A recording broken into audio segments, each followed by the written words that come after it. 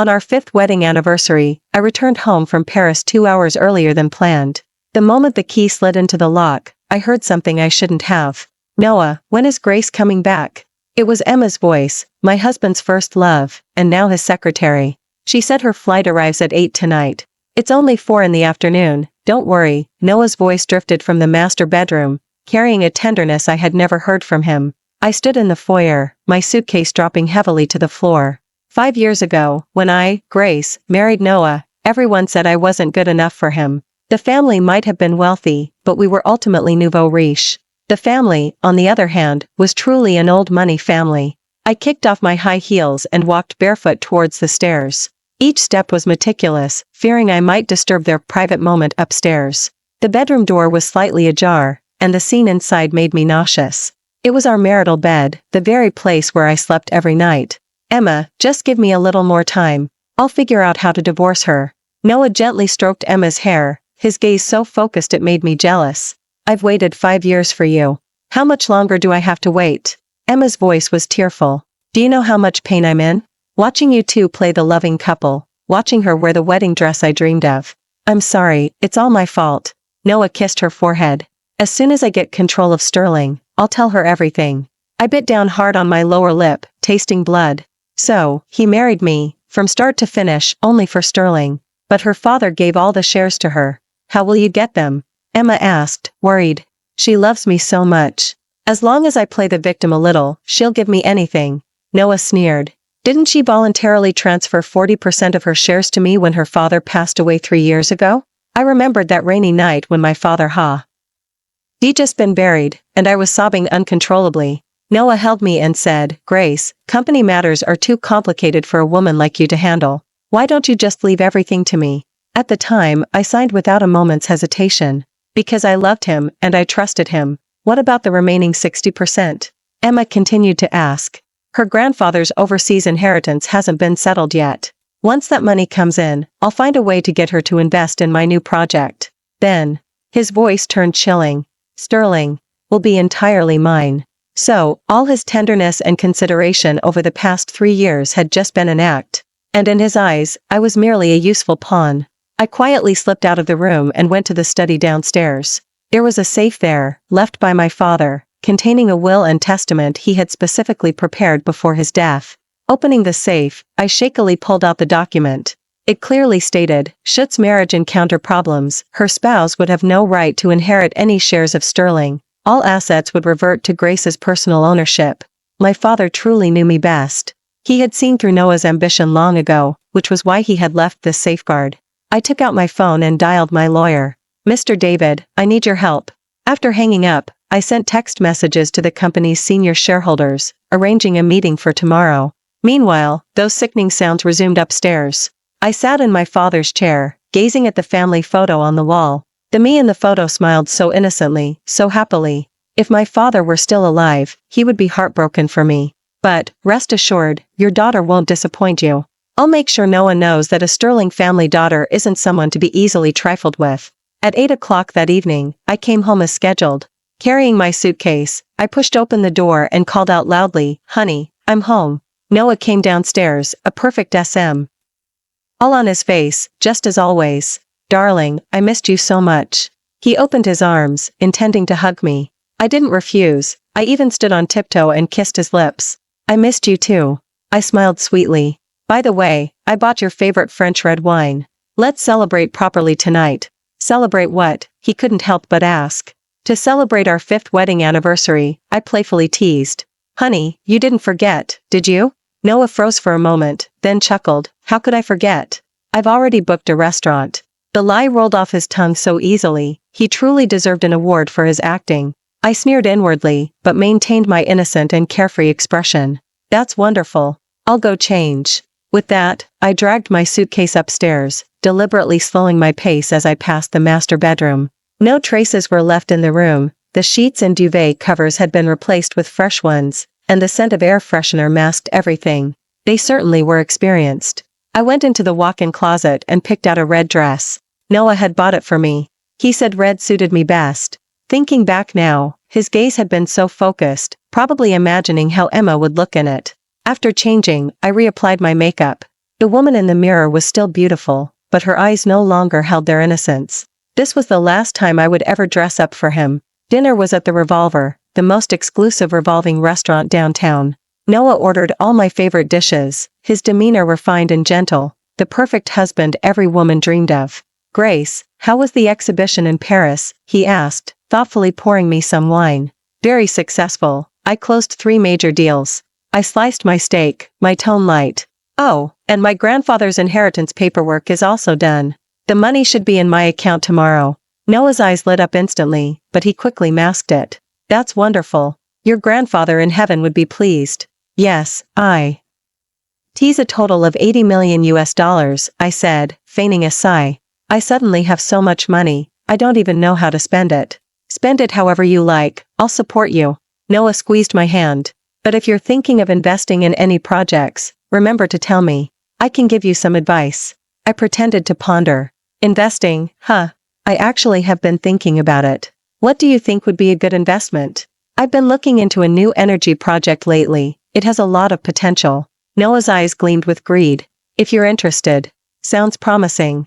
Bring me the information to look over sometime." Noah was so delighted he almost couldn't hide it, quickly nodding. Yes, I'll organize the documents for you tomorrow." We chatted, outwardly still the loving couple, but my heart was utterly dead.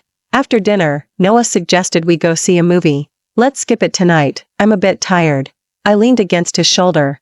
"Besides, I have a company meeting tomorrow." "What kind of meeting?" "A shareholders meeting to discuss the company's future direction," I said casually. "The market has been changing so fast lately, and I want to hear everyone's opinions." Noah frowned. "Do you need me to attend?" "No, it's just a routine meeting." I smiled and shook my head. "You just focus on your own work." Back home, I used the excuse of feeling unwell and slept alone in the guest room. Lying in bed, I took out my phone and scrolled through photos from the past 5 years. Our engagement ceremony, wedding, honeymoon, every anniversary. We looked so happy in those pictures. But now I knew, among all those smiles, only mine was real. I deleted those false, beautiful memories, one by one. At 3 in the morning, I heard rustling sounds from the master bedroom next door, followed by Noah's hushed phone conversation. "Emma, she said her grandfather's inheritance will be in the account tomorrow." "Yes, $80 million US. I'll figure it out. Don't worry, we'll be together soon."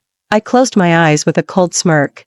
The next morning, after carefully getting ready, I went to the company. In the conference room on the 38th floor of the Sterling building, several of the company's senior shareholders were seated. They had all been my father's trusted colleagues and had always looked out for me. "Grace, why the urgent meeting? Is something wrong?" Uncle asked with concern.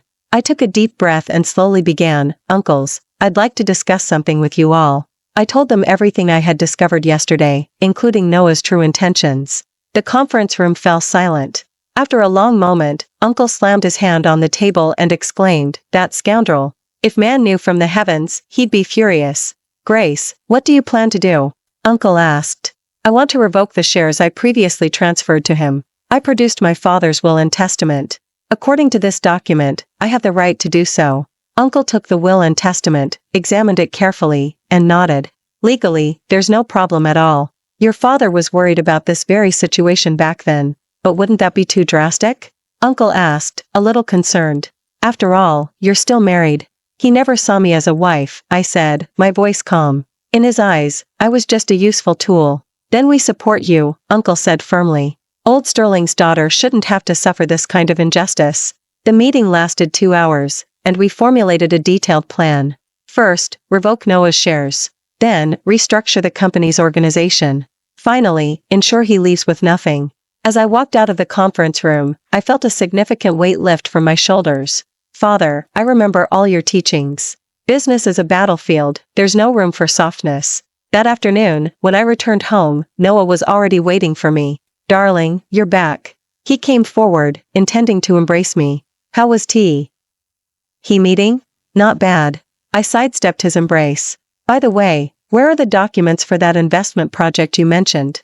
Noah immediately perked up. "I prepared them already. Take a look." He pulled out a thick file, its cover emblazoned with "New Technology Project." I pretended to flip through it intently, but in reality, I wasn't really looking. Because I knew it was just a shell project he had concocted to swindle money. It certainly looks promising, I nodded. However, the investment amount is quite substantial. I need to think it over. No problem, take your time considering it, Noah said considerately. But it's a rare opportunity, so it's best not to delay too long. That evening, we ate dinner and watched TV together as usual, like any ordinary couple. But everything had already changed. I looked at his face, trying to find traces of the love I once had for him in my memories.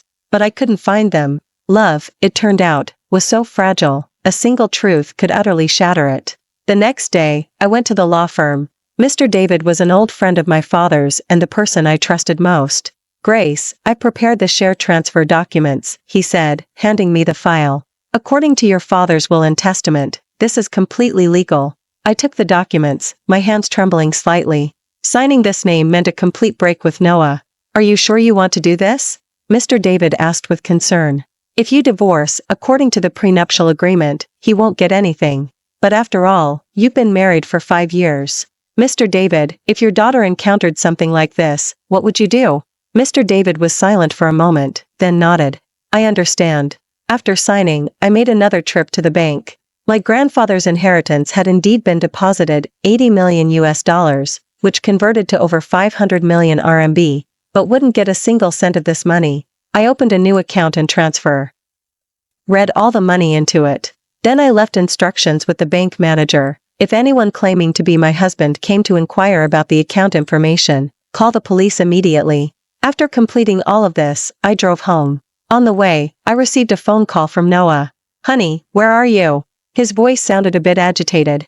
Out running errands, why? I held the phone to my ear, my hand steady on the steering wheel, my voice calm. The company said there's an emergency shareholders meeting and told me to come right away. Is something wrong? His voice was filled with questions and unease. The corner of my lips curved into a barely perceptible arc. I'm not quite sure myself. Maybe there's some important decision to announce, I said, trying to keep my voice normal. You go ahead, I'll be there soon. After hanging up, I checked the time. 3 in the afternoon, exactly the time I had arranged. I deliberately drove around for another half hour before arriving at the company. The elevator went straight to the 38th floor. The conference room was already full. Noah was sitting in the seat next to mine, his face looking utterly grim. Seeing me enter, he quickly stood up. Grace, what on earth is going on? What do you mean, what's going on? I pretended to be completely clueless. Uncle cleared his throat and began to read the resolution. In light of Mr. Noah's unauthorized misappropriation of company funds and violation of company bylaws during his tenure as vice, the shareholders meeting has unanimously decided to revoke his vice position and reclaim the 40% of shares he holds. Noah abruptly stood up. This is impossible. Grace, say something. I looked at him calmly. I have no objection to the shareholders' decision. Are you insane? Noah's face turned crimson. Those shares were personally transferred to me by you. Yes, and I can personally take them back, I said coldly, then pulled out my father's will and testament. Accord. ING to this document, I have the right to do so. Noah snatched the will and testament, his face growing paler and paler. This is impossible. How could your father? My father knew everything, I said coldly, including your true purpose in marrying me. The conference room was utterly silent, everyone was staring at Noah. He slumped into his chair, looking like a plucked rooster. From now on, you are no longer an employee of Sterling. I stood up, looking down at him. Security will escort you out. Grace, let me explain. Noah tried to grab my hand, but I shook him off. Explain how happy you and Emma were on our marital bed? Or explain how you systematically deceived my trust? Noah's face instantly went ashen. You know everything?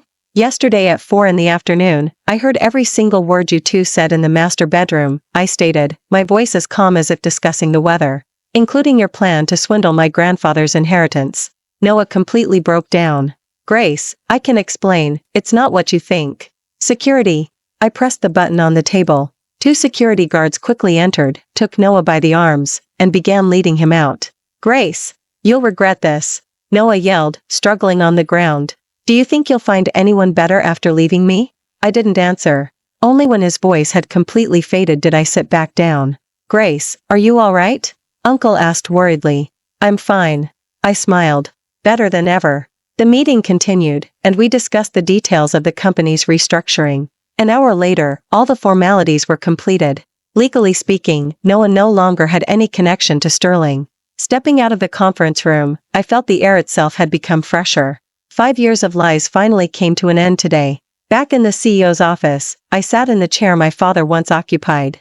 "Dad, did I do the right thing?" I whispered. Of course, there was no answer, but I knew my father would support me. A stir. Ling family daughter is never to be bullied. That night, I didn't go home. Instead, I checked into a hotel. As expected, Noah called me all night. I didn't answer a single one. The next morning, I had my secretary inform him that the divorce papers were ready. If he was willing to sign them gracefully, I would give him a severance payment. If he refused, we would settle it in court. Noah didn't sign. He hired a lawyer, hoping to reclaim those shares through legal means. But he soon discovered that the will and testament my father had left was ironclad. No lawyer could overturn it. So, he started to change his strategy. He began to stake out the company entrance and my home every day, attempting to accidentally run into me. "Grace, can we talk?" He grabbed my hand, tears welling in his eyes. "My feelings for you over these past 5 years were real. You can't just dismiss everything because of a temporary misunderstanding." I looked at him coldly. "Misunderstanding? You and Emma discussing how to swindle my money in bed, you call that a misunderstanding?" "I admit I made a mistake, but I can change." Noah knelt down. "Grace, please, give me another chance." Passers-by were watching, pointing and whispering. I didn't want to become fodder for gossip. "Get up, you're making a scene." I sighed. "If you want to talk, let's go to a coffee shop." Half an hour later, we sat in a quiet coffee shop. "All right, what do you want?" I cut straight to the point. Noah paused for a moment. "I want you to forgive me, and for us to start over." "Impossible." I shook my head. "Betrayal is betrayal. There's no starting over from that." "Then how much severance do you want?" He gritted his teeth. "I can leave with nothing." I laughed. "Noah, do you think this is a TV drama? What do you even have left to leave with nothing?" Indeed, he owned nothing but a car and some clothes. The house was mine, his company shares had been reclaimed, and even most of his luxury items were gifts from M.E. "Then what do you want?" Noah's voice was tinged with despair. "I want you to completely disappear from my life." I looked at him seriously. "Sign the divorce papers, take $1 million severance, and go wherever you please." "$1 million?" Noah's eyes lit up for a moment, but quickly dimmed again. But, just as I expected, even at this point, he was still thinking of Emma. "Emma's affairs are none of my concern." I stood up. 3 days to consider. After that, the offer is void. Leaving the coffee shop, I called a private investigator. Since wasn't willing to leave gracefully, I would make it impossible for him not to. The next day, the private investigator sent me a detailed report. Emma, 28 years old, a college graduate from an ordinary family. She joined Noah's company as a secretary 3 years ago, and their ambiguous relationship had continued ever since. What was even more interesting was that she was simultaneously dating 2 other men. One was a manager at an investment firm, and the other was the son of a real estate developer. It seemed Ms. Emma had a keen business mind, juggling multiple relationships. I forwarded the report to Noah. 10 minutes later, he called me. "Is this true?" His voice trembled. "The investigation report has detailed evidence, including photos and videos," I said nonchalantly. "Do you want me to send them to you?" "No need." Noah's voice sounded as if he had aged 10 years. "I'll sign tomorrow." The third day, at the law firm. Noah looked haggard and worn, his face unshaven, his eyes unfocused. "Sign here," Mr. David said, pointing to the spot on the document. Noah picked up the pen, his hand trembling badly. "Grace." He looked at me one last time. "Are you really unwilling to give me another chance?" "Noah, you used up all your chances over the past 5 years," I replied calmly. "Sign it." He closed his eyes and signed his name on the divorce papers. Legally, our marriage was officially over. "Here's a check for $1 million. I pushed the check across to him. "From today forward, we have no further ties." Noah picked up the check and gave a bitter laugh. 5 years of marriage, apparently only worth $1 million. "You should be grateful I gave you that million," I said, standing up. "After all, according to the prenuptial agreement, you wouldn't have gotten anything." Walking out of the law firm, I took a deep breath. The air of freedom tasted sweet. In the first month after the divorce, I dedicated myself to work. After corporation was reorganized, its performance soared. I acquired 2 smaller companies and expanded into new business areas. The media widely reported, "Sterling, CEO's career post-divorce, portraying me as a model of independent womanhood."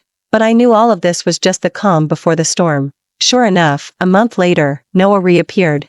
This time, however, he didn't come to me directly, but started spreading rumors online. He registered several anonymous accounts and posted on various forums, claiming I was a wicked woman who would stop at nothing to monopolize wealth, kicking out a husband who had deeply loved me for 5 years. The posts were written with such emotion and vividness that they garnered considerable sympathy from netizens. Women these days are truly frightening. They change their minds faster than flipping a book page. When a man marries a wife, he's just marrying a ticking time bomb. Wealthy women are different. They kick men aside like dogs. I read these comments and simply found them amusing. I instructed my PR team to prepare a detailed clarification statement, releasing all the evidence of Noah's infidelity. Photos, audio recordings, videos, nothing was left out. The online narrative shifted instantly. Damn, he's a scumbag. Men like him should be left with nothing. Good job, Grace. That's how you deal with a scumbag. Noah probably hadn't expected me to retaliate like that and quickly deleted all his posts. But it was too late. Screenshots were already circulating everywhere. The next day, he called me again. Grace, you're so ruthless. His voice was filled with rage. I can't even find a job now. That's not my problem, I said casually. Who told you to spread rumors online first? I just wanted an explanation. An explanation? You cheated first, you married me under false pretenses first. What more explanation do you need? I sneered. Noah, you need to know your place. After hanging up, I asked my assistant to look into Noah's current situation. Sure enough, he was not doing well. $1 million seemed like a lot, but for someone accustomed to a luxurious lifestyle, it was nowhere near enough. Moreover, due to the online scandal, no company was willing to hire him. Upon learning that he had been left with nothing, Emma also broke up with him, turning her attention to the real estate developer's son. Talk about instant karma. However, I didn't pay much attention to him, as I had more important matters to attend to. The company was preparing a major project that required my full dedication. It was an investment project concerning new energy, and coincidentally, it was in the same field as the project Noah had originally tried to trick me into investing in. Our project, however, was legitimate, with real technological backing and market potential. For this project, I needed to fly to America for negotiations. On the plane, as I reviewed the project documents, something suddenly occurred to me. I took out my phone and sent a text message to Mr. David. Could you please check Noah's recent whereabouts for me? It wasn't because I still cared about him, but because I had a bad feeling. Someone like Noah would definitely not give up so easily. Sure enough, 3 days later I received a reply from Mr. David. Noah has been in contact with some unsavory characters lately and seems to be planning something. You need to be careful. Planning what? I frowned and had my assistant beef up security measures. The negotiations in America went smoothly, and we secured the expected investment share. But on the way back home, I received an unexpected phone call. It was Emma calling. Grace, could we meet? I have something important to tell you.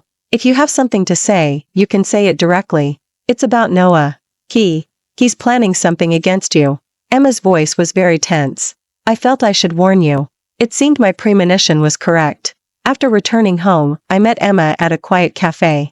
She looked much more haggard, completely lacking her former glamour. All right, what is Noah planning? I got straight to the point. Emma nervously glanced around, then lowered her voice. He contacted some shady people. Wants what? He wants to kidnap you. Her voice trembled. He said if he can't get Sterling, he'll destroy you. I sneered. Him? Really? Grace, don't underestimate him, Emma said urgently. He's gone completely mad now and is capable of anything. He also said that if the kidnapping succeeds, he'll force you to transfer all your assets to him. Why are you telling me this? I looked at her suspiciously. Weren't you two in on it together? Emma gave a bitter smile. I admit, I did cooperate with him back then. But I never imagined he'd go this crazy. Kidnapping is a crime and I don't want to get involved. And more importantly, she now had a new benefactor and no longer needed Noah. What exactly is his plan? I continued to ask. He said he'd act within the next few days. On your way home from work, Emma said, biting her lip. He also said if you didn't cooperate, he would. He would what? Kill you. My blood ran cold. I never thought Noah would descend to such a level of madness. Do you have any evidence? Emma took out her phone and played an audio recording. It clearly recorded conversations between Noah and others, detailing the kidnapping plot. I secretly recorded it, Emma said. Grace, U.S. Who'd call the police right away? I took her phone and sent the recording to myself. Don't tell anyone about this, understand? Emma quickly nodded. I know. I won't say a word. After leaving the quiet cafe, I didn't call the police directly but returned to the company first.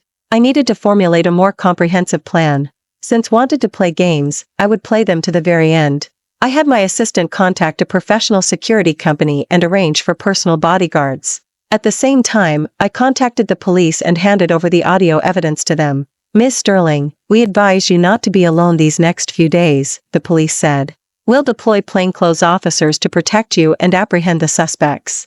I have a better idea, I said. Instead of passively defending, why not take the offensive?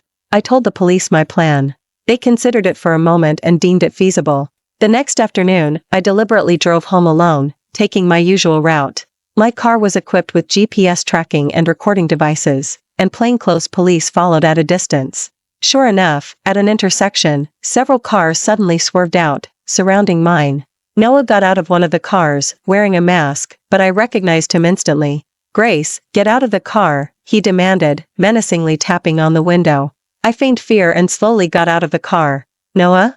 What do you want? I have nothing left to lose, Noah said, his eyes bloodshot. Either you transfer all your assets to me, or we both go down. I looked at him, a wave of sorrow washing over me. This was the man I once deeply loved. For money, he had completely transformed into a beast. How much money do you want? I deliberately asked. Everything. Sterling, all the assets under your name, not a single cent less. Just then, a dozen plainclothes police officers suddenly rushed out from the surroundings. Police, don't move. Noah froze for a second, then frantically tried to run. But it was too late. Several officers tackled him to the ground. Grace, you dared to scheme against me, he roared, struggling on the ground. I won't let you get away with this. I looked at him coldly. Noah, this is the path you chose yourself. His other accomplices were also apprehended one by one. Ropes and duct tape were found on them. It seemed they had truly intended to go through with it. Miss Sterling, are you all right? The police asked with concern. I'm fine, thank you. I smiled. When will the trial be? The evidence is conclusive, so the trial should be scheduled very soon. A month later, the court convened. Noah was convicted of kidnapping and sentenced to 8 years in prison. His accomplices also received their respective sentences. After the trial, I didn't go to see him one last time. Some people aren't worth wasting any emotion on. After was imprisoned, my life finally returned to peace. Sterling's business flourished, and the new energy project also began to turn a profit. I redecorated my home, throwing away everything related to Noah. This included the gifts he gave me, our joint photos, and even my wedding dress, which I donated to charity. I wanted to completely say goodbye to the past and start anew. 6 months later, I received a letter from prison. It was from Noah. The letter was long, the handwriting messy, clearly written in extreme anguish. In it, he repented, saying he was filled with regret and pleaded for my forgiveness. He wrote that for the past 6 months, he had thought about our beautiful times together every day. If he could do it all over again, he would never have betrayed me. After reading the letter, I sat for a long time. To say I wasn't moved would be a lie. After all, we did share some good memories. But after the moment of emotion passed, I tore up the letter. Some mistakes, once made, are irreversible. Like broken glass, even if pieced back together, it will never be whole again. I didn't reply to his letter, nor did I visit him. For me, Noah was a thing of the past. A year later, I met Ethan at a business reception. He was the CEO of another listed company, 5 years older than me, refined, gentle, and successful in his career. We hit it off immediately, conversing about everything from business to art, travel to life itself. He knew I was divorced but didn't mind. Everyone has a past, what matters are the present and the future, he told me. After 6 months of getting to know him, I found him to be a very honest and reliable person. He never hid anything from me, including his financial status, ex-girlfriends, or even family conflicts. This complete transparency gave me a sense of security I had never felt before. Grace, I want to propose to you. One rainy evening, he suddenly knelt on one knee. I know you've been hurt, and I promise to spend my life protecting you. I looked into his sincere eyes and remembered many things. I recalled when Noah proposed to me years ago, and how I had wept with excitement. I remembered the sweetness of our wedding night, falling asleep in each other's arms. I remembered the promises I thought would last forever. I'm sorry, I'm not ready yet. I shook my head. Ethan wasn't disappointed. Instead, he gently took my hand. It's all right, I'll wait for you. Another 6 months passed, and I finally nodded and accepted his proposal. This time, I wasn't blinded by love. We signed a detailed prenuptial agreement, clearly outlining asset division and various contingencies. We also agreed that if either of us committed infidelity, the other party would have the right to demand the unfaithful one leave with nothing. Do you think I would cheat? Ethan asked with a smile. I think any man is capable of cheating, I answered honestly. Including you. Then how can I prove I won't? Time will tell. The wedding was simple, with only close friends and business partners invited. I wore a simple white gown. There was no wedding dress, no diamond ring, not even a decorated wedding car. But I was happy because this time I was clear-headed. I no longer believed in forever or in vows of eternal love. I only believed in the present moment and mutual respect. A year after we married, Ethan and I lived a peaceful life. We were both busy with our respective careers, occasionally traveling together, watching movies, and living simple yet fulfilling lives. There was no passionate, burning love, but there was the warmth of mutual support.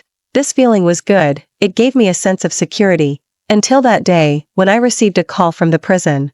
Miss Sterling, Noah has requested to see you, the correctional officer said. He claims to have something very important to tell you. I don't want to see him, I refused directly. He says it's about the truth of your father's death. I froze. I thought to myself, my father died of a sudden heart attack, and the hospital had a detailed death certificate. What truth could there possibly be? But that statement still piqued my curiosity. The next day, I went to the prison. Noah looked much older, his hair half white, and his entire body emaciated. Grace. Seeing me, complex emotions flickered in his eyes. You're still as beautiful as ever. Tell me, what truth? I asked coldly, not wanting to exchange pleasantries with him. Noah was silent for a moment, then slowly began, your father didn't die of a heart attack. What do you mean? I asked, confused. He was murdered, Noah said, looking directly into my eyes. The killer is Robert. Uncle? The elder who had always looked after me? What are you talking about? I stood up, furious. How could Uncle possibly harm my father? Grace, calm down, Noah said with a bitter smile. I know you don't believe it, but it's true. What evidence do you have? Noah pulled a USB drive from his pocket. All the evidence is in here. I took the USB drive with trembling hands. Where did you get these? A private detective your father hired me. Before he died gave them to me, Noah said. He told me if anything happened to me, I should give them to you. I didn't understand. Why you? Because at that time I was the only one who could reach you. Noah's voice was soft. And he believed that, while I might be greedy, I wouldn't harm you. Holding the USB drive, my mind was a mess. Why would Robert want to harm my father? I demanded. For money, Noah sighed. Your father discovered he was tampering with company accounts and was about to report him to the police. To protect himself, Robert resorted to murder. This can't be. Uncle was the person my father trusted most, and the elder I relied on most. Why are you only telling me this now? I challenged. Because I only found out recently myself, Noah said with a bitter smile. The private detective visited me a few days ago, saying his cancer was in its late stages and he didn't want to meet God with secrets, so he gave me the USB drive. I clutched the USB drive, my hands trembling. If this was true, then for the past 3 years, hadn't I been cared for by my enemy? Grace, whether you believe it or not, I need to tell you one thing. Noah looked at me earnestly. I admit I married you for money, but later, I truly fell in love with you. That's not important anymore. I stood up. If what you say is true, I will find out. Leaving the prison, I sat in my car, lost in thought for a long time. Then I called Ethan. Ethan, do you know any professional computer technicians? I need to get a USB drive checked. 2 hours later, Ethan accompanied me to a professional data recovery company. The technician examined the USB drive, and after confirming it was virus-free, we opened the files.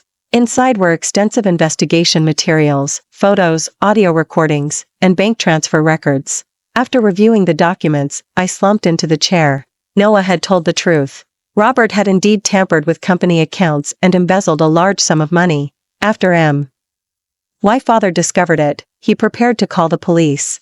To stop my father, Robert poisoned his medication. On the surface, it looked like a heart attack, but in reality, it was death by poisoning. Grace, are you all right? Ethan asked, embracing me worriedly. I leaned into his embrace, tears streaming down my face uncontrollably. So for the past 3 years, I had been living a lie. The elder who had loved me most turned out to be my father's murderer. All these years of trust, given to the wrong person. What should I do? I choked out, asking Ethan. Call the police first, Ethan said firmly. Let the law punish him. But 3 years have passed, will it still be effective? Yes, it will. There's no statute of limitations for murder. I nodded, took out my phone, and called the police. After hanging up, I remembered something else. If truly was the killer, then did he have another motive when he supported me against Noah?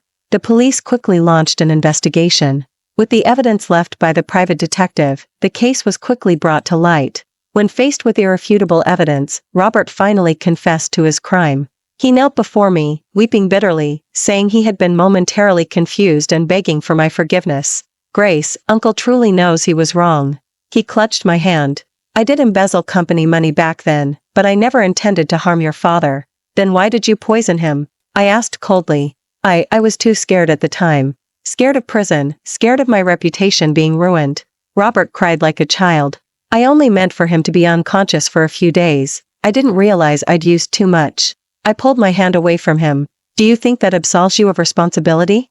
Grace, considering how Uncle has looked after you these past 3 years, couldn't you?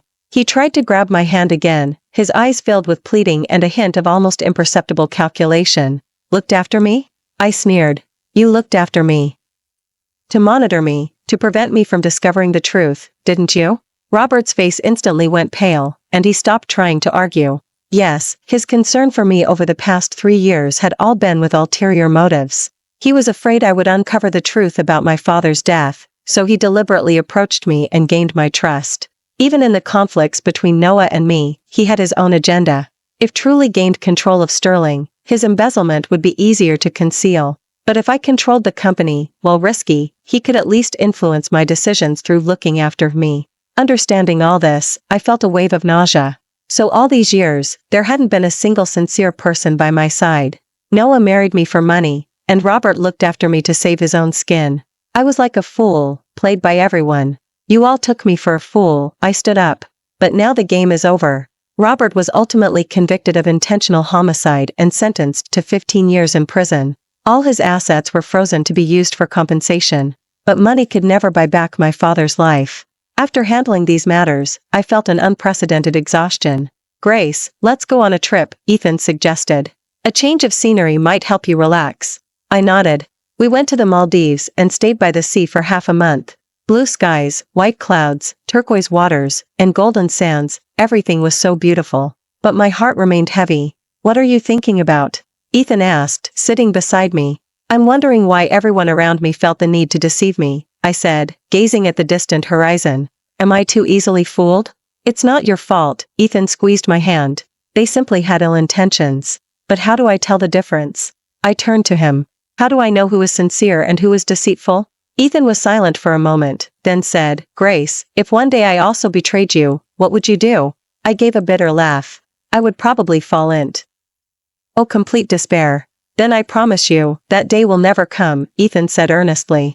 No matter what happens, I will never betray you. Every man has said that, I shook my head. But in the end, they all changed.